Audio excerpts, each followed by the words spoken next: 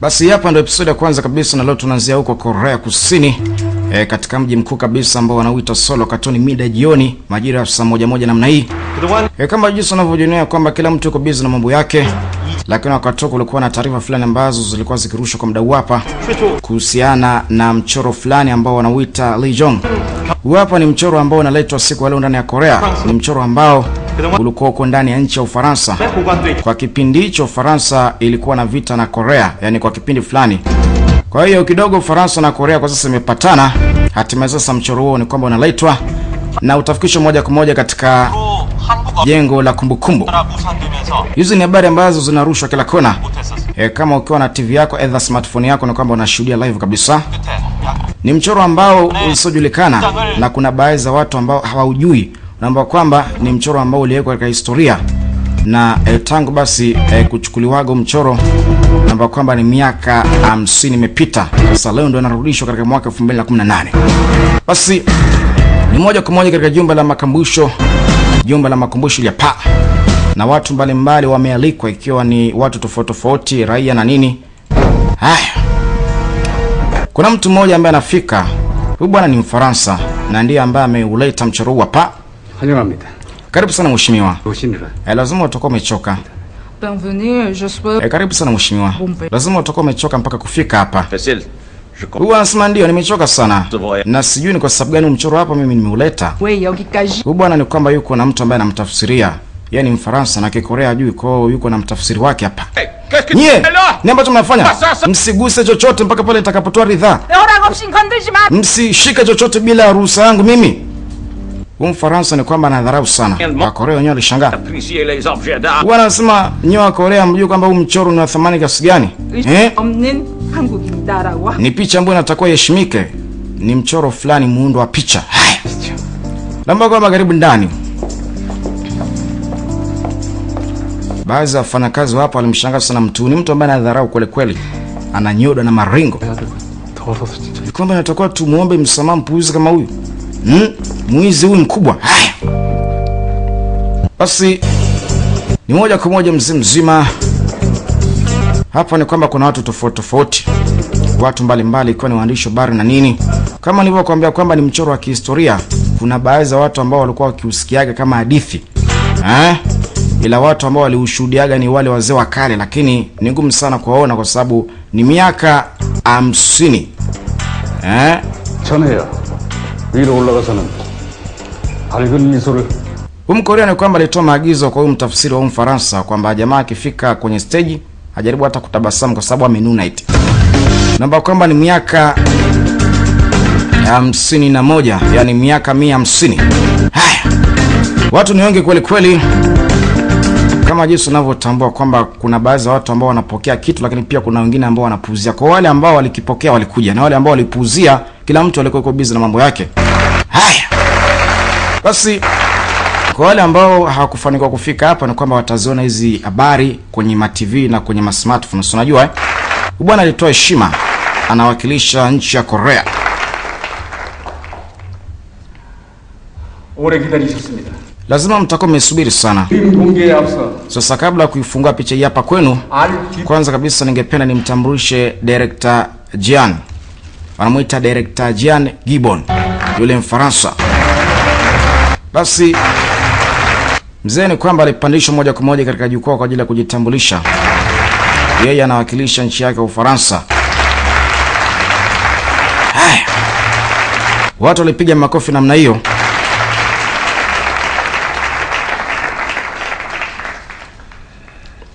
그럼 지금부터 Bwana huyu anasema kwanza sasa tunakwenda kufunua mchoro huu hapa, kila mmoja ushuhudie. 기회를 만드는데 가장 큰 Tena kwa kupatiwa ridhaa na serikali yetu sisi.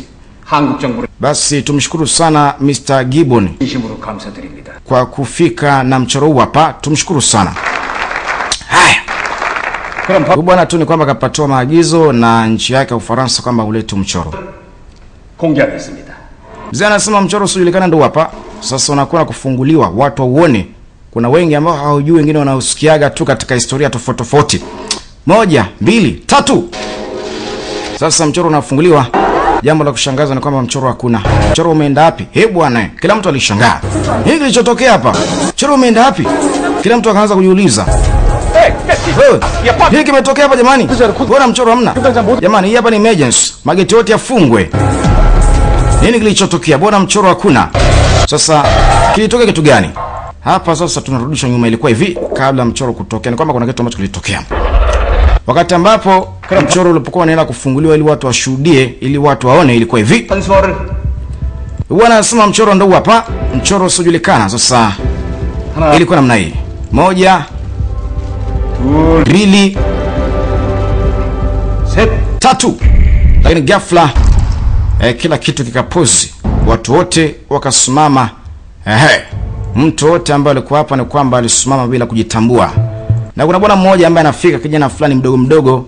Huyu ni mtu mwenye maajabu, mtu mwenye uwezo fulani.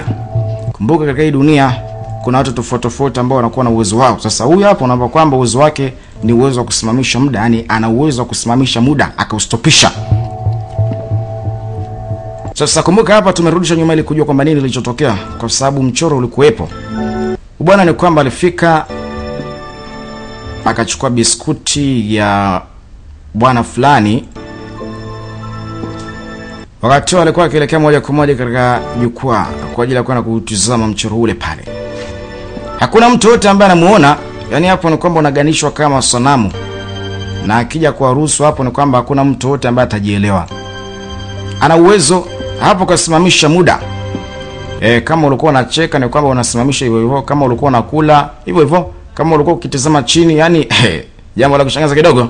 Tutafahamu tu kwamba hapa amekuja kufuata nini. Kama jinsi unavyojionea hapo kasimamisha kila kitu.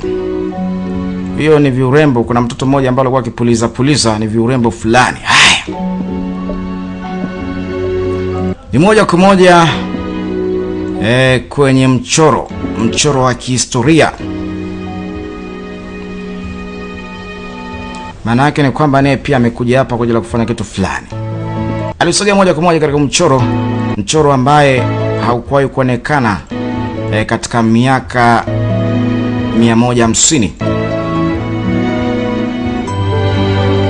Alichofanya ni kwamba aliufunua mchoro hapa. Tutafahamu jina lake. Mchoro hapa.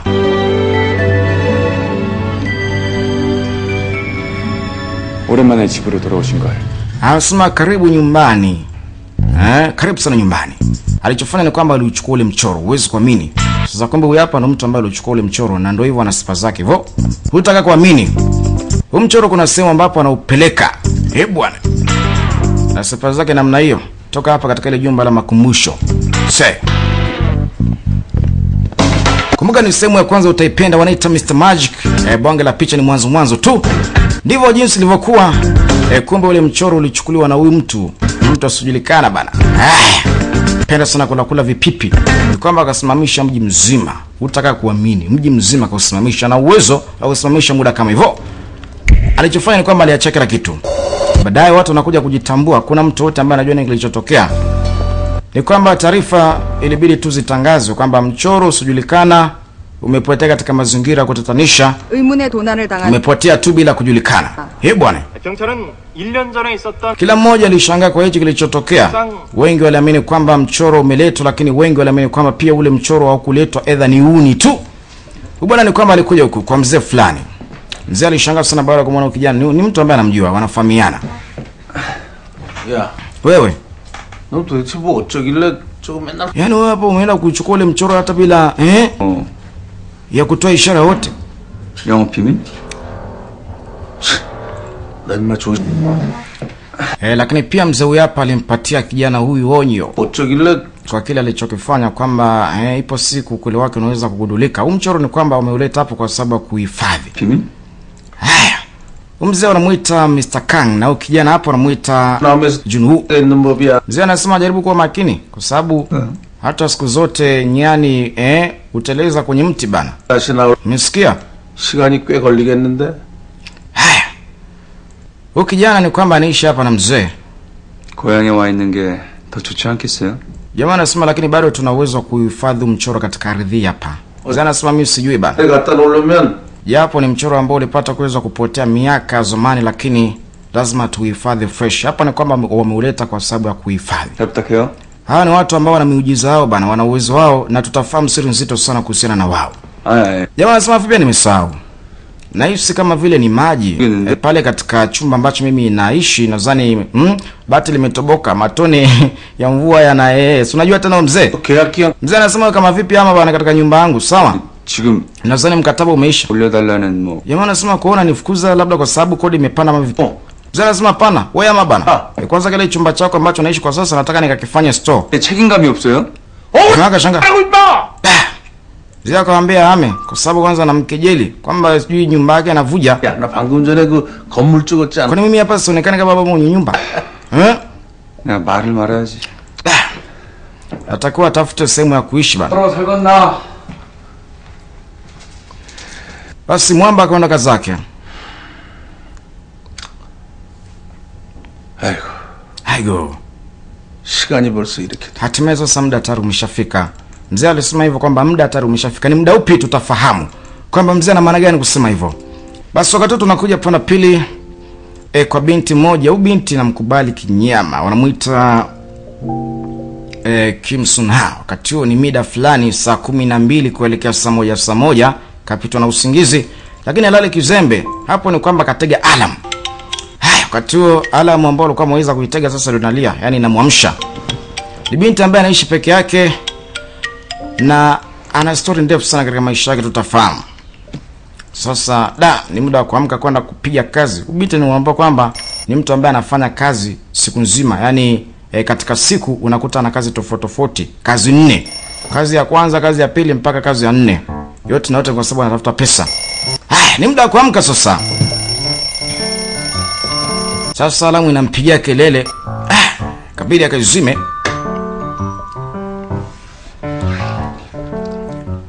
Binti anaishi maisha yake hapa. Na hapa ni nyumbani, yani hapa ni nyumba ambayo alipata kuweza kuachiwa na baba yake. Ni muda sasa kujiandaa kwa sababu ya kuingia kazini. Anaenda kuanza kazi ya kwanza, akimaliza kazi ya kwanza anaingia katika kazi ya pili mpaka kazi ya 4. Na kazi ambayo anaanza nayo, yani kashabanika mpaka ratiba yake. Kazi ambayo anaanza nayo basi ni kwenda kusambaza maziwa fresh. Haina haja wewe sijui kana dukani sijui nini, ni kwamba unaletewa tu. Basi kama kawaida mida asubuhi siku zote mwili unakuwa unachangamka pindi pale mtu unapokuwa unaamka. Kinachotakiwa tu ni kupiga mswaki na nini, kupiga maji usoni, inakuwa inapendeza sana. Huyu binti anaishi hapa peke yake na anafanya hizo kazi kwa sababu fulani. Japo natakuwa mtu ufanye kazi kwa siku, yani kazi moja, lakini hapo ana kazi 4 na anazifanya hizo kazi kwa sababu fulani, tutafahamu tu. Ni muda wa kuchapa kazi. Huyu ndo mwanamke ambaye anafaa bana, usoka lipizo. Huyu ndo uhakika huyu.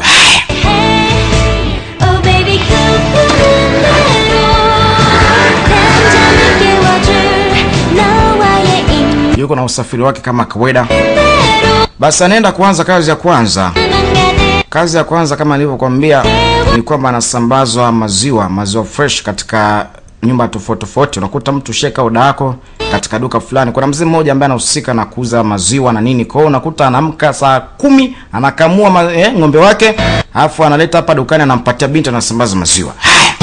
Kama hivyo hapo.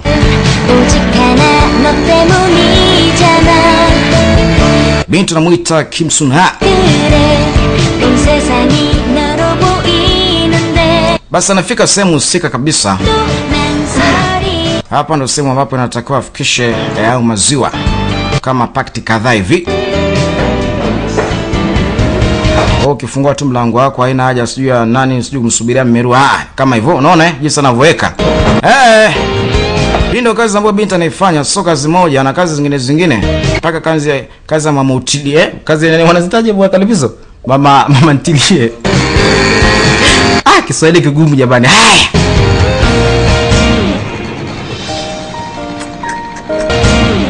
Basi binti kashamaliza kazi ya kwanza. Anaenda katika kazi zingine.